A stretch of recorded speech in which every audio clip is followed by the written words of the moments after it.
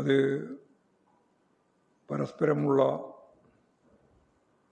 ഒരു യുദ്ധമായിട്ടല്ല ആളിക്കത്തുന്ന പശ്ചിമേഷ്യ മുഴുവൻ ആളിക്കത്തുന്ന ഒരു യുദ്ധ കുരുതിയിലേക്കാണ് കാര്യങ്ങൾ നീങ്ങുന്നത്. അതുകൊണ്ടാണ് ഞാൻ ലോകം കത്തിക്കുകയാണ് ട്രംപ് എന്ന് പറഞ്ഞത്. പ്രകൃതി വിഭവങ്ങൾ കൈവശപ്പെടുത്തുക എന്നുള്ളത് തന്നെയാണ്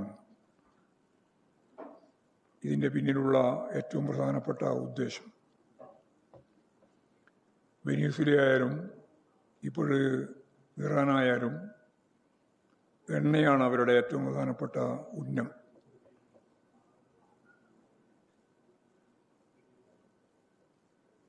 ഗൾഫ് മേഖലയിൽ ഈ യുദ്ധ പശ്ചാത്തലം കേരളത്തിലെ ജനങ്ങളെ ഉത്കണ്ഠപ്പെടുത്തുന്നതാണ്.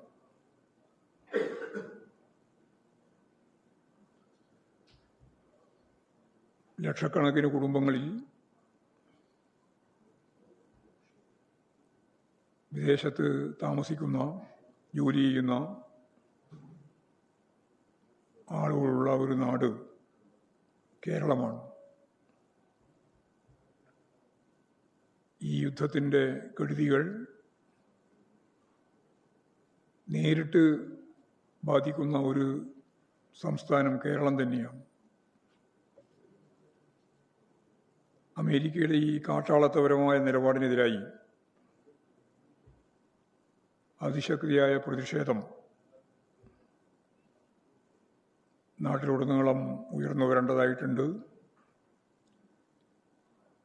അമേരിക്കയ്ക്ക് മുമ്പ് ഇത്തരം ആക്രമണങ്ങൾ നടത്താൻ കഴിയാതിരുന്നത് USSR ഉള്ളതുകൊണ്ടായിരുന്നു, സോവിയറ്റ് റഷ്യ ഉള്ളതുകൊണ്ടായിരുന്നു. സോവിയറ്റ് റഷ്യ ഇല്ലാതായതോടെ അവർ കുട്ടിഘോഷിച്ചതുപോലെ ഏകധ്രുവ സാമൂഹ്യ വ്യവസ്ഥ, അതിൻ്റെ ഭാഗമായിട്ട് അമേരിക്കക്ക് എന്തും ചെയ്യാനുള്ള അവകാശം, ഏത് ഭരണാധികാരിയെയും പിടിച്ചുകൊണ്ടുപോവുക, ഇനിയും ഞങ്ങൾ ക്യൂബയെ പിടിക്കും, മെക്സിക്കോവിനെ പിടിക്കും, ഗ്രീൻലാൻഡ് ഞങ്ങളുടെ ഭാഗമാക്കും, പാലസ്തീൻ ഞങ്ങളെ ഒപ്പം ചേർക്കും. ഇങ്ങനെ ഓരോ രാജ്യത്തെപ്പറ്റിയും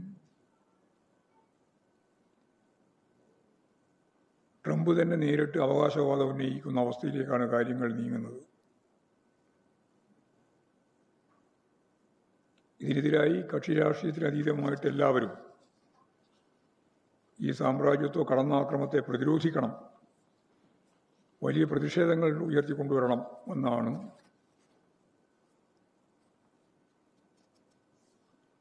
അമേരിക്കൻ നിലപാടിനെതിരായിട്ടുള്ള ശക്തിയായ